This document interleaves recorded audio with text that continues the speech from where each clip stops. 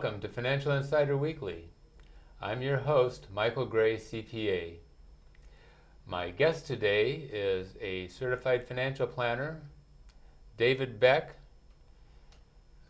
David has a practice focusing on helping families plan for financing college educations.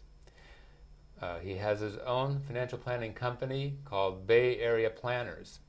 David came to the United States from England in 1982, and he worked in product management for electronic component manufacturers, including Tyco. He saw the youth culture at high-tech companies and decided that wasn't where he wanted to be long-term, so he started a second career in financial planning. He graduated in 2006 from the financial planning program at UC Santa Cruz Extension, and in November 2006, he was trying to help his niece with financing issues for her college education, and he decided to focus on that area, and it's developed into his full-time business. He says that he finds helping people in this area to be very rewarding. So, David, thank you for being with me today. It's My pleasure. to have you. Okay, well, today we're going to be talking about the cost of college and how to reduce it, or how to manage it, or something. And I want to give you a caution before we get started. This is just an introduction to this area. Obviously, David's had to devote a lot of study to this, and so it's not something we can just spill all the beans in a half an hour.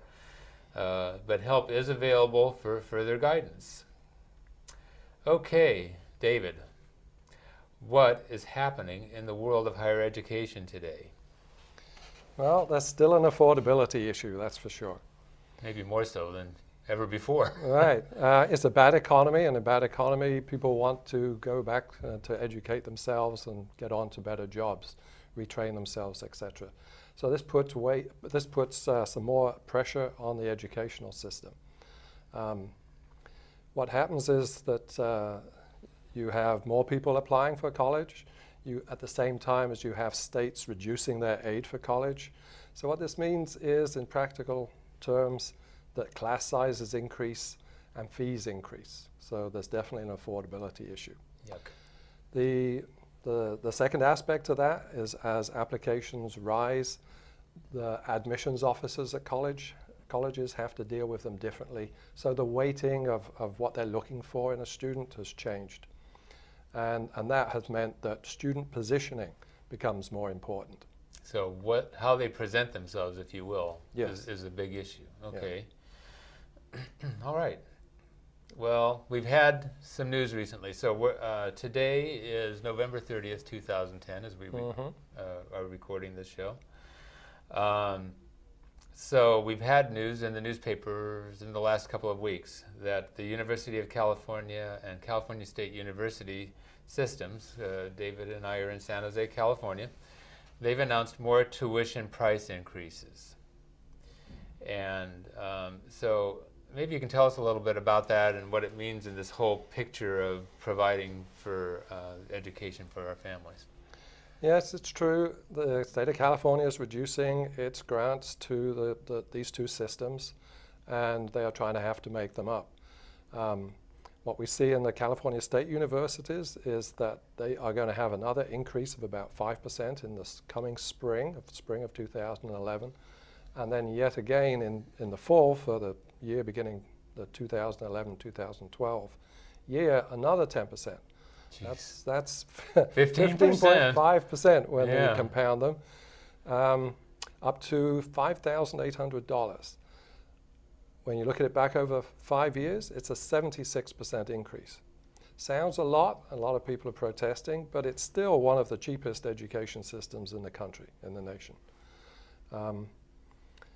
When we look behind those numbers, though, we see some strange things. In the stimulus bill, California State University has got something like $100 million to enroll extra students. They enrolled about 30,000 extra students, but the stimulus money runs out after a year. They have to continue to fund those extra students. So that explains part of the reason for the increase. Mm-hmm. Another aspect of the increase is that 1/3 of it typically goes to increased financial aid. So you take in the amount of money for the increase, but give a third of it back immediately in terms of increased financial aid. Similar story in the UC system. Their increase for 2011-12 is something like 8%, bringing it system-wide to something like $12,150 when you include all the fees. They're treating it a little bit differently. There's only the one increase, and that increase won't be charged in 2011 at any rate to families with incomes under $120,000 a year who show need. That means that not every family that earns less than $120,000 a year will actually get the benefit of not seeing the increase. It's a kind of a strange, calculation depending on financial aid needs. So, some families that increase will be delayed, and again, a third of it goes towards financial aid.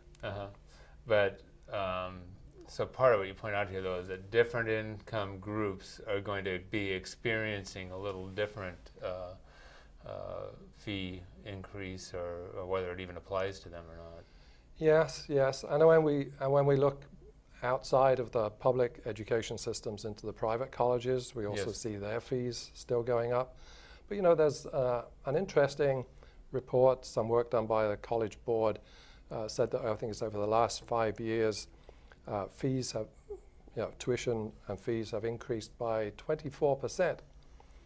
But actually, the net amount people pay has actually gone down slightly by 2%. So in other words, although the fees have gone up, tuition and fees have gone up, the aid, the discounting has also gone up, meaning it hasn't been as bad as it looks on paper. However, behind that, you've got to realize that these are average numbers. So if you look behind the averages, that doesn't mean to say that every family has benefited or lost out because of these tuition discounts or fee increases. So what I see is that for lower income families, they're helped more by increased financial aid. So they might actually save some money or at least pay the same. Whereas for middle income and higher income families, they are probably paying the same or paying more. There's somewhat of a shift perhaps in money from the higher income families to support the lower income families, like the progressive tax system. However, when we look at it, the amount that a family has to spend on education, on supporting their student at college, is still much easier to bear proportionally by a middle or higher income family than the low income family. Right. Well, you don't have much money anyway. Yes, that's it. Okay. Now, you mentioned that there are different weighting factors used in the college admissions process, and maybe you can explain a little bit about how that's changing. Yes, I mentioned in the opening remarks that the increased number of applications is affecting the way that colleges work with them. The number of applications has gone up because students are able to apply more easily on the internet, apply to more colleges. They have something called a common application, which means it can be sent to a number of different colleges. So the average number of colleges that a student applies to has been going up because of effects like this. Whereas because of cost cutting, that doesn't mean to say that there are sufficient high school counselors or college admissions officers. There's not an increase in those people to cope with these applications. So that means the time allowed per application is going down. They have to become more efficient. So this is changing some of the things that they're looking for. Wow. So maybe can you tell us anything about what they're looking for? Yeah. So this is, the general, reported. This is how it's reported by, the National College Counselors Associations, organizations. They're saying, first of all, that letters of recommendation are becoming less important. That is because fewer high school counselors, they can spend even less time, writing a good letter of recommendation. So those letters of recommendations, without as much thought behind them, are tending to add less value to the consideration of the student. Another thing is class rank. Fewer schools are reporting class rank, so that's becoming less important. What is becoming more important in terms of what is looked for in a student getting into college is the rigorous curriculum that they're involved with. Are they challenging themselves? Are they taking AP classes if they're available at the school? It's advanced placement type classes? Yes. Yes. Colleges are looking for students who come to them prepared to be able to do that level of work. So another aspect of that is they're looking for students to continue to challenge themselves during their senior year. Mm-hmm. They're not looking for the senior slump. The student gets through the junior... They don't want human beings? Get through the junior year and then relax in the senior year after you've applied and been accepted to colleges. So in actual fact, it's possible for colleges to withdraw their offer of admission. Well, in the past, I guess they used to sometimes they'd have students be put on probation because they've experienced that senior slump you were talking about. So I guess what you're saying in some cases that it's like you're not even on probation. In order to be accepted, you have to maintain the level of work that you've been doing up to this point. Yeah, it makes sense. I mean, the students when they arrive at college have to be prepared to step up in terms of the level of work they're doing. Mm-hmm. And if they've just essentially taken a year off, they're probably going to be unprepared or less prepared or have less intention of making that step. And then the other thing that's becoming increasingly important in this process is the application essay itself. So the essay in the application, so the student basically says, here's why I think I would be a good student, a good fit for your university. Yeah, that's more on the private side. The public colleges still look heavily at the numbers, the SAT, ACT, GPA numbers. Mm-hmm. The private colleges, are looking for more the well-rounded student and are looking for that application essay. Now, something that we've talked about, or different people have talked about, is this business of students getting involved in extracurricular activities. So like community service work, maybe that they do as a volunteer outside of school, or maybe involvement in some of the programs for students at the school. So is that something that the universities would pick up mostly from the essay again, or is this something that they'll just get from the application, or how does that work? Yes, I mean that's a factor, especially for the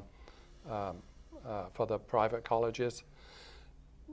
Let's not forget, though, that it typically goes by GPA, the rigor of the courses, the SAT or ACT score, then the essay, and then we get into something like the leadership aspects and community aspects.